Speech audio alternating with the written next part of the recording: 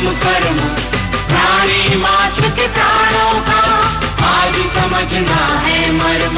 एक तरुण तपस्वी ने छेड़ा, एक तरुण तपस्वी ने छेड़ा अभियान अहिंसा का। जगव्यापी हो, जगव्यापी हो आह्वान अहिंसा का। यही मुनिवर की कामना, यही गुरुवर की भावना।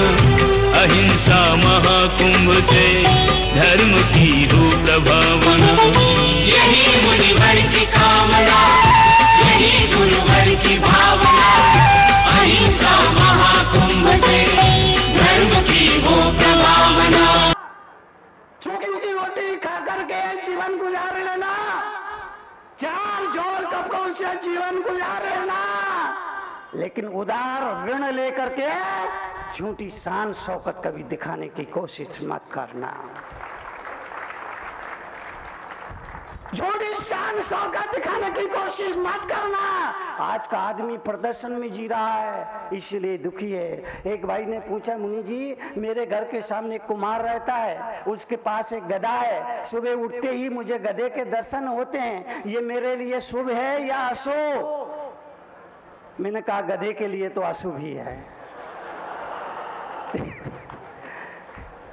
आदमी प्रदर्शन में जी रहा है, इसलिए आदमी का दशा अशुभ हो गया। चार बातें बड़ी मुश्किल है दुनिया में, चार काम बड़े कठिन हैं दुनिया में, चार काम बड़े कठिन हैं दुनिया में, चार काम बड़े कठिन हैं। नंबर एक, चींटी को लिपस्टिक लगाना। नंबर एक, चींटी को लिपस्टिक लगाना। नंबर दो, हाथी को गोद में बिठाना। चार काम बड़े कठिन हैं, चार काम बड़े कठिन हैं। नंबर एक, चींटी को लिपस्टिक लगाना। नंबर दो, हाथी को गोद में बिठाना। नंबर तीन, मच्छर को कपड़े पहनना। नंबर तीन, मच्छर को कपड़े पहनाना। और नंबर चार, पत्नी को समझाना। शंकर जी भी नहीं समझा पाएगा। शंकर जी ने कहा पार्वती से, ये राम ब्रह्म के अवतार है। उन्हें कहा मैं तो परीक्षा लूंगी, कैसे ब्रह्मा अवतार है, जंगलों में भटक रहे, इनकी पत्नी को कौन ले, ये इनको मालूम नहीं है कैसे ब्रह्मा अवतार है। शंकर जी ने बहुत समझाया, बहुत समझाया, बहुत समझाया। उसने कहा नहीं मैं तो परीक्षा करूंगी, परीक्षा। चौथा काम, पत्नी को समझाना। पत्नी को समझाना शंकर जी नहीं समझा पाए। आप किस खेत की मूली हो, आप तो मूली भी बहुत मामूली हो। जीवन के लिए, जीवन के परिवर्तन के लिए एक वक्त याद रखना, खुद को समझाइए, खुद को बदलिए। सामने वाला बोलो, सामने वाला, सामने वाला नहीं बदलेगा, बस आप बदलिए। ये सत्संग का यही मतलब होता है, अपने को बदलिए।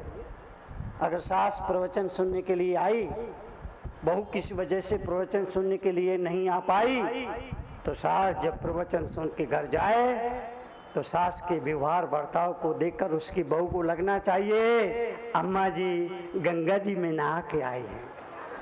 बहू को लगना चाहिए, सास के व्यवहार बर्ताव को देख करके उसकी बहू को लगना चाहिए अम्मा जी गंगा जी नहा कर आई है।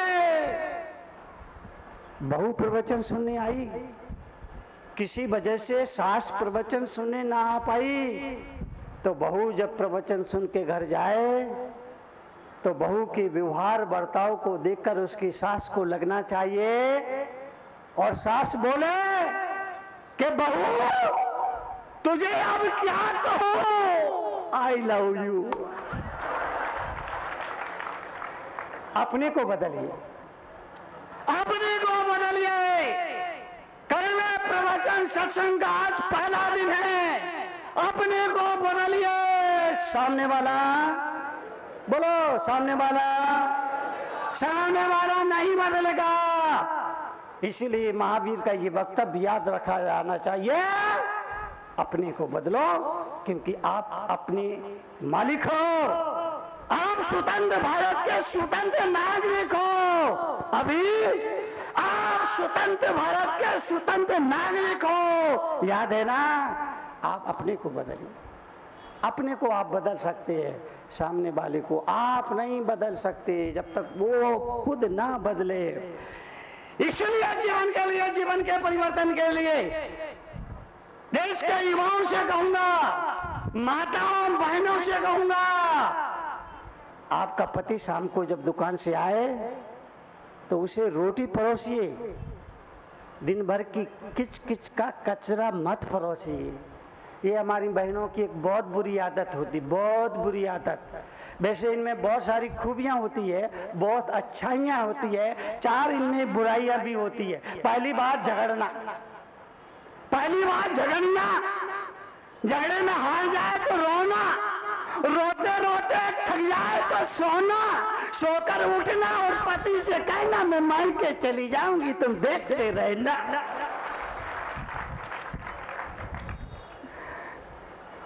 रात सपने में बापू आए, बोले तरुण सागर क्या हो रहा है? मैंने कहा बापू पूरा देश रो रहा है।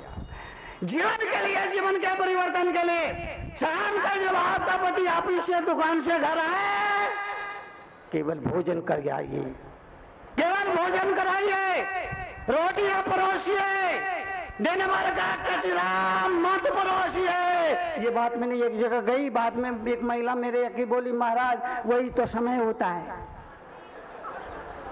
बाकी समय तो हमारी बात सुनते नहीं है। उसी समय आप कहती मत बोलो, तो कब बोले? अब तो मैं ही बताओ क्या करें? अपने को बदलिए, अपने को बदलिए। मेरे पास छठी छटाई बुढ़ियाएं आती हैं, छठी छटाई बुढ़ियाएं आती है। और एक जगह में था, एक बुढ़िया आई और बोली महाराज मैं आपके साथ चलूंगी। अरे मैंने कहा बाप रे, मैंने कहा क्यों? बोले पति से मेरी बनती नहीं है, बच्चों से मेरी बनती नहीं है, बहू से मेरी बनती नहीं है, घर में जो काम करने वाली भाई आती है उससे मेरी बनती नहीं है। मैंने कहा अम्मा तरुण सागर से बन जाएंगी, इसकी क्या गारंटी है? पति से नहीं बनती, बहू से नहीं बनती, बच्चों से नहीं बनती, घर में काम करने वाले नौकर से नहीं बनती, तरुण सागर से बन जाएंगी, इसकी क्या गारंटी है? इसलिए अपने स्वभाव को बदलिए।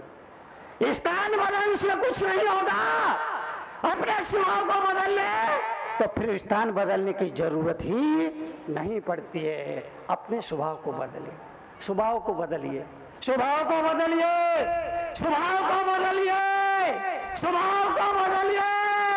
मीठा खाने ना मिले तब भी मीठा बोलिए, मीठा खाने, मीठा खाने, मीठा खाने, मीठा खाने ना मिले तब भी मीठा बोलिए। हमारे घरों में अधिकतर झगड़े ये जुबान की वजह से लीला भाई अधिकतर झगड़े परिवार में जुबान की वजह से होते हैं। शब्द शब्द में फर्क होता है। घर में मेहमान आया, घर में मेहमान आया और मेहमान में कौन? मेहमान में कौन? वो क्या बोलते, वो लड़की का मिस्टर, हाँ क्या बोलते हैं? दामाद, दामाद, दामाद, सावधान, होशियार, खबरदार, दामाजी पढ़ा रहे हैं। दामाद, एक दिन मैंने सोचा दामाद को इतनी इज्जत क्यों मिलती है? सबसे ज्यादा इज्जत अगर किसी को दी जाती है, सबसे ज्यादा सम्मान अगर किसी को दिया जाता है वो दामाद को मिलता है। मैंने सोचा इसकी क्या वजह है? बाद में मुझे समझ में आया, कोई तुम्हारी परेशानी को ले जाए तो फिर इज्जत तो मिलेगी ना, इज्जत तो मिलेगी ना। मैं सोचता हूँ मेरे को कोई काम धाम तो है नहीं कि झाड़ू लगाना है, पोंछा लगाना है, बर्तन मारना है, न कपड़े धोना है, नहीं मेरे को ऐसा कोई काम तो है नहीं। मैं खाली रहता हूँ तो चिंतन करता हूँ। एक दिन मैंने चिंतन किया, पति का महत्व पत्नी कभी नहीं समझ पाती, कभी नहीं। दुनिया का बड़ा से बड़ा विवेकानंद क्यों ना हो, घर में आएगा तो एक ही डायलॉग सुनने मिलेगा, पप्पू के पापा तुमको तो अक्ल ही नहीं आएगा। बड़ा से बड़ा विवेकानंद दुनिया में जिसकी तू बोलती हो, घर आता है तो एक ही डायलॉग सुनने मिलता है, पप्पू के पापा तुम में तो अक्ल ही नहीं आई। तो मैंने सोचा ये पति को सम्मान क्यों नहीं मिलता है। बाद में मैंने सोचा लड़की अपने भाई को छोड़कर आई, उसे देवर मिल गया, बहन को छोड़कर आई उसे ननद मिल गई, माँ बाप को छोड़कर आई उसे सास ससुर मिल गए। अब क्या छोड़ के आई, जो पति मिला है फोकट में मिला है ना, अब जो फोकट में मिलेगा उसकी इज्जत कहाँ से हो गया। बड़ा मुश्किल है जीवन के लिए, जीवन के परिवर्तन के लिए जो चीज बहुत सहजता से मिल जाती है उसकी कीमत नहीं होती है। कुदरत की तरफ से हमें हर रोज 1440 श्वास मिलते हैं, कुदरत की तरफ से हर रोज 1440, एक घंटे में 1440 श्वास मिलते हैं। अब हम इसकी कितनी कीमत कर पाते हैं ये हमें तय करना है, ये हमें सोचना है, ये हमें विचार करना है। जीवन के लिए, जीवन के परिवर्तन के लिए संकट बढ़े, परेशानियां बढ़ी, कष्ट बढ़े, तकलीफ बढ़ी, और 21वीं सदी का इतना ही प्रभाव है। पहले अभाव में भी खुशियां थी, अब खुशियों का ही अभाव है। 21वीं सदी का बस इतना ही प्रभाव है। पहले अभाव में भी खुशियां थी, अब खुशियों का ही अभाव है, खुशियों का ही अभाव है। मोबाइल आया, mobile mobile mobile mobile mobile. मेरी पुस्तक है कड़वे प्रवचन, उसमें मैंने लिखा है हाथ में मोबाइल हो ना हो पर चेहरे पर इस्माइल जरूर होना चाहिए। हाथ में मोबाइल हो ना हो चेहरे पर इस्माइल जरूर होना चाहिए। मोबाइल आया कैमरा खत्म, मोबाइल आया कैलकुलेटर खत्म, मोबाइल आया रिश्तबाज खत्म, मोबाइल आया MP3 खत्म, मोबाइल आया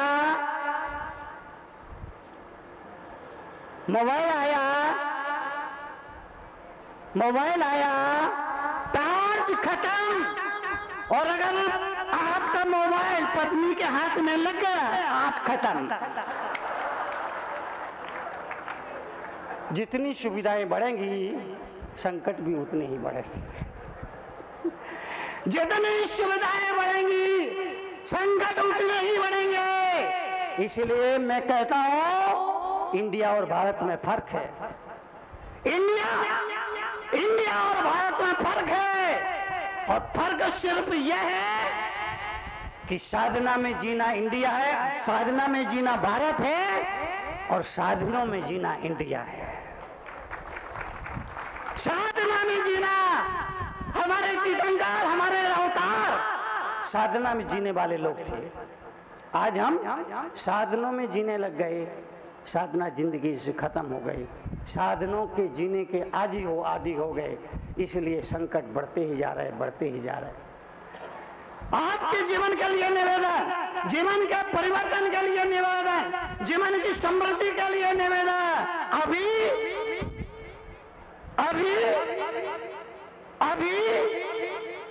या फिर कभी, पर मानना पड़ेगा सभी को एक बार, अभी या फिर कभी, पर मानना होगा सभी को एक बात।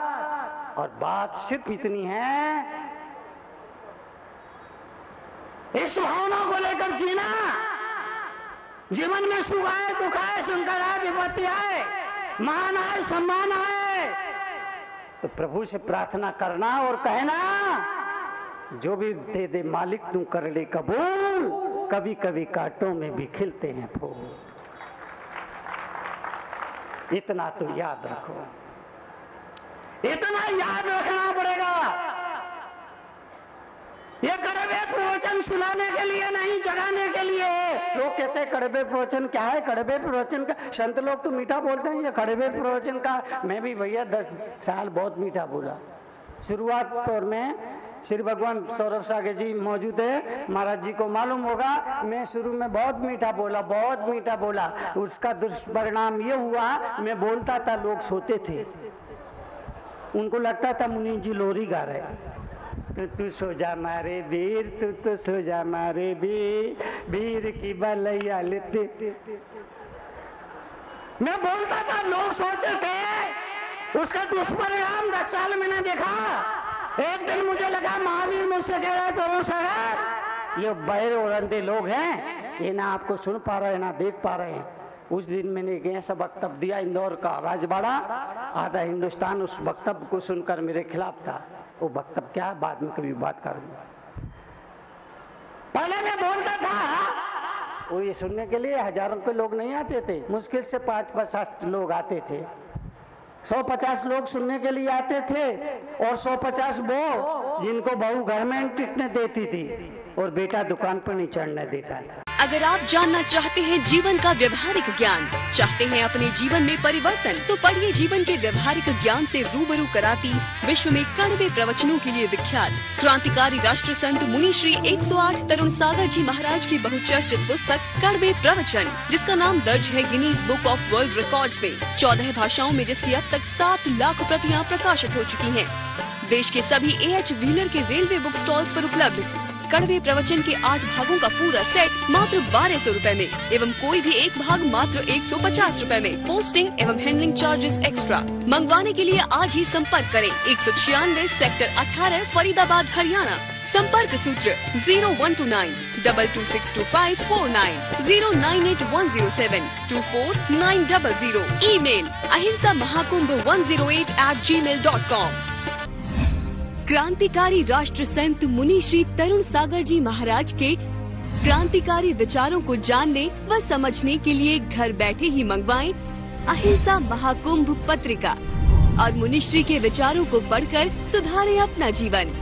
अहिंसा महाकुंभ पत्रिका की आजीवन सदस्यता प्राप्त करें मात्र 2100 रुपए में।